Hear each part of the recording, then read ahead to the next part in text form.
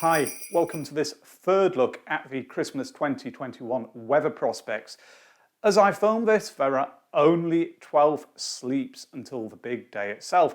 Nonetheless, in weather terms, that is still a long time. But there is quite a lot of data now, which runs out to the Christmas period from the various computer models, and I'm going to be taking a look at that and trying to see what the latest indications are pointing towards.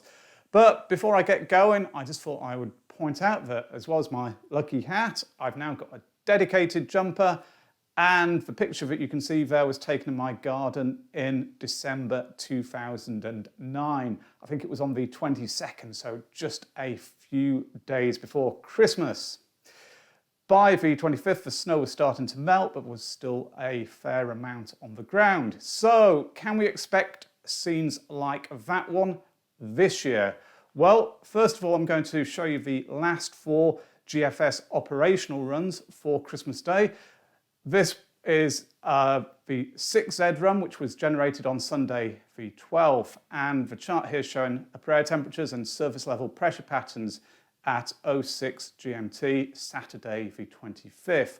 So what we can see is there's mild air to the west of the UK, the cold upper level airs to the east, and the UK itself's under a fairly quiet spell of weather with higher pressure dominating really, and that's leading to rather cold conditions down at the ground level, even though the upper air there was shown by green shading, so not particularly cold at all. It's chilly down at the surface. The chart on the right shows forecast maximums for Saturday the 25th. The one on the left shows forecast minimums. So the day starts with quite a widespread frost. Then in the afternoon, temperatures are only around 2, 3, 4, 5 Celsius in much of the UK. Next is the GFS 12Z, also generated on Sunday the 12th.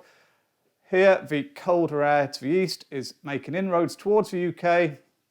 Milder air there to the south, the west and the north, and high pressure centred just to the north of the UK. That also brings a cold Christmas. Here the charts are the comparable one, the minimum and maximums on the left and right, so again quite a widespread frost.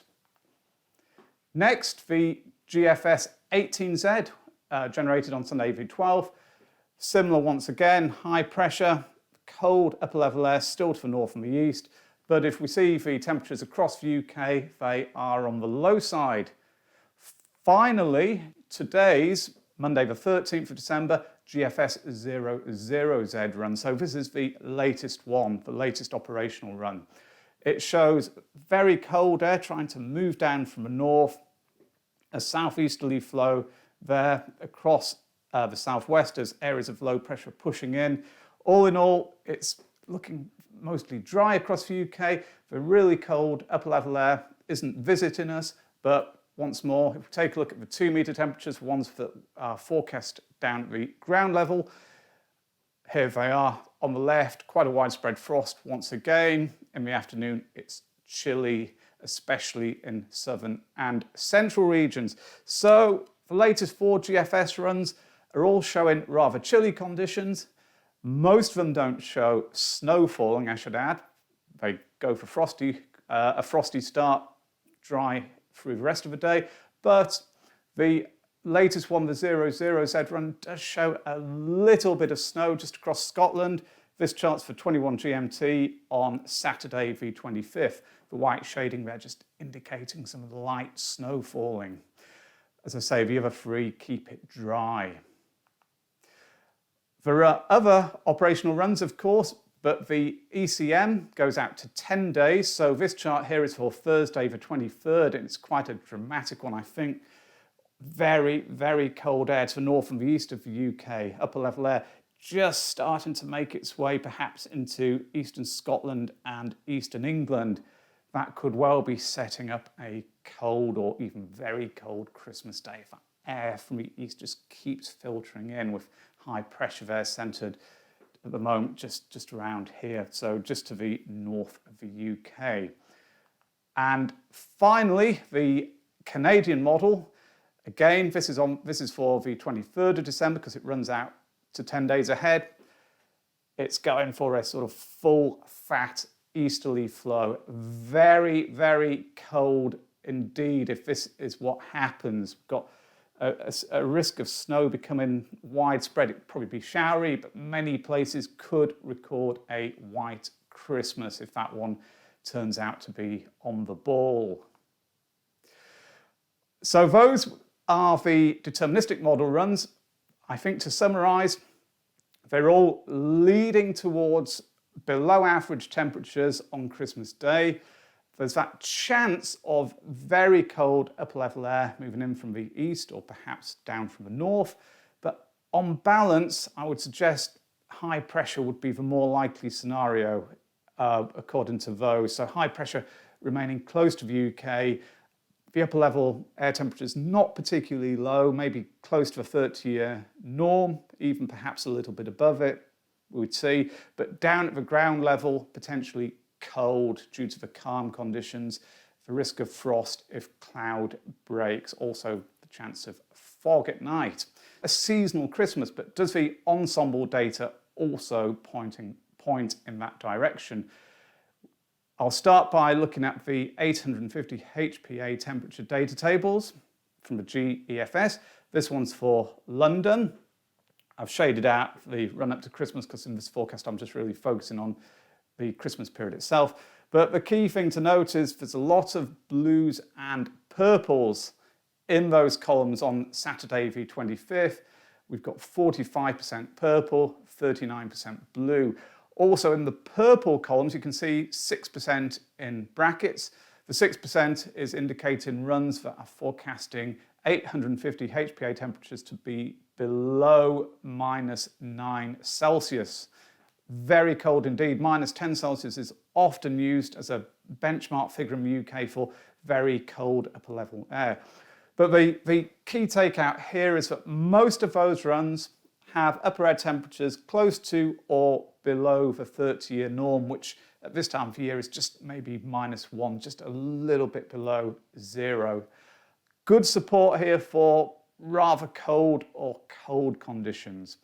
Going up to, looking at the 2-metre temperature data table for London, again focusing on the 25th, and there's good support there for rather cold conditions because most of the runs are falling into the green category, the darkish green category, which has maximums of 1 to 5 Celsius.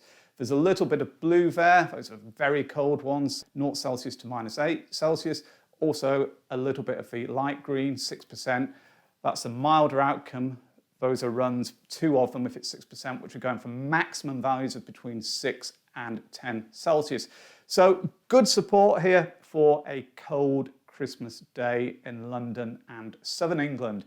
Now going up to Glasgow to look at the upper air temperature profile. It's similar. If anything, I think on Saturday the 25th, there's a little bit less purple in these columns, perhaps because if we are going to be getting in this upper level cold, it's more likely to be coming in from the east, off the continent, rather than from the north. 2-metre data table, temperatures for Glasgow. Once again, 25th over there. Virtually the whole column is made up of greens and blues. So for greens, as I said, are 1 to 5 Celsius, for blues, 0 Celsius to -8 Celsius.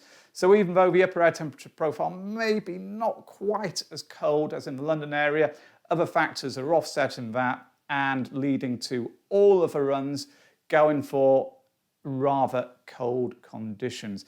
I guess because we're further north here, 2-metre temperatures, the average over the last 30 years is also lower than in the London area. Nonetheless, 1 to 5 Celsius for green there does point towards a rather cold day, or indeed a cold one. It may be cold, but of course, will it snow is a completely different question. And to try and look at that possibility, what I've done here is bring up the GEFS snow row for a number of different UK locations. London, Birmingham, Newcastle, Edinburgh and Belfast. The thing to remember with the snow row is the maximum value it can take is 33. Therefore, if it's showing 1, that suggests a chance of just a fraction over 3% of it snowing on that given Day. So I've shaded out the Christmas period, and what it's really showing is values of between 2 and 7. So at the bottom end, Belfast there, just over 6%, going up to London actually here with the highest risk of around about 22, 23% or thereabouts. I think the key takeout here is that although there's quite a lot of support for colder than average conditions on Christmas Day, the chance of it snowing at the moment at least is a lot lower.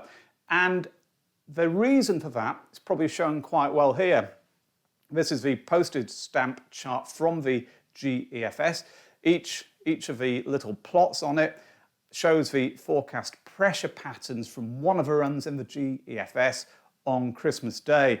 And the important thing here is that out of the 31 plots which are shown here, there's actually 32, but the 32nd is the average, so I'm not counting that one. 23 of the 31 are very much high pressure influenced. That suggests dry conditions as the most likely scenario. There are about 7 in there which are going for a cold north to east to southeasterly flow, a greater chance of snow in parts of the UK at least. There's also one which is bringing in, I think it's a west or a southwesterly flow. That would suggest a milder scenario. Therefore, most of the stamps are really hammering home that message that high pressure looks like remaining dominant. Probably will be quite a cold day, but the chance of snow, as I say, is a lot lower. Perhaps white through frost rather than snow on the ground, maybe. As I say, though that would depend on cloud cover. Just to look at the pressure anomaly chart for Christmas Day, the yellows, orange, browns to the north of the UK showing higher than average pressure. To the south, it's blues, which are going for lower pressure. So it again suggests higher pressure over the UK being the most likely outcome. It's potentially a cold pattern here with lower pressure to our south, higher pressure to the north. Maybe setting up a negative North Atlantic oscillation pattern here where pressure over Iceland is higher than it is over the Azores. So that tends to be what we need for a prolonged period of cold weather to affect the UK and much of the rest of Western Europe. Temperatures in terms of anomalies, starting off here by looking at the anomalies for Tuesday the 14th of December. I'm showing this because it's really yellows and oranges across the UK, much of the rest of Europe, just a little bit of blue there, up in Scandinavia or parts of it, above the 30-year norm in much of Europe at this point, mild. But jumping forwards to Christmas Day, the oranges and yellows have gone and it's blues across much of Europe, including the UK. So potentially, there's still time for this to change, but it does look like a cold pattern becoming established across much of continental Europe. Whether or not it reaches the UK in terms of the upper air chill, the really cold upper level air, that's a different question, but nonetheless, the possibility is there. Just quickly taking a look at the analogues, which I've been doing on previous updates. It's getting very close, of course, now to use these, but they still have some value perhaps. Here they are, the top 10. The best matches using the 60-day weather analog index tracker, which is available on the website. 1990, 1963, 1968 are the top 3. But I think really the thing of interest here is that there are only 3 out of the top 10 which did not produce a white Christmas, at least in some parts of the United Kingdom. So the analogues which have been favourable in the lead up to the festive season in my previous 2 updates continue to be quite favourable, I would say. If anything, they've moved towards a white Christmas in parts of the UK rather than away from it as a more likely scenario.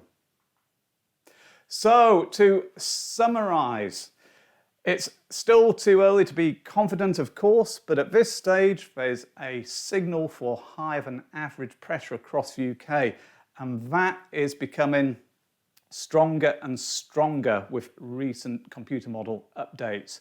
It suggests cold conditions relative to the average are quite likely, but the chance of frost and fog will really be dependent upon the extent of cloud cover. There's a low chance of snow at this stage, but it is not discounted. There we have it. It's looking like potentially seasonal this Christmas. Still a chance of snow. We'll see how things develop in the coming days. But for now, all that's left for me to do is eat this best mince pie in the world. It's a special recipe which my wife has put together, and if anyone's interested in making their own, I'll post a link down below in the notes. So thank you for watching this video. I hope you enjoyed it and found it useful. I'll probably post one more Christmas update just as things firm up at the end of this week or the early part of next week. Thanks now. Bye.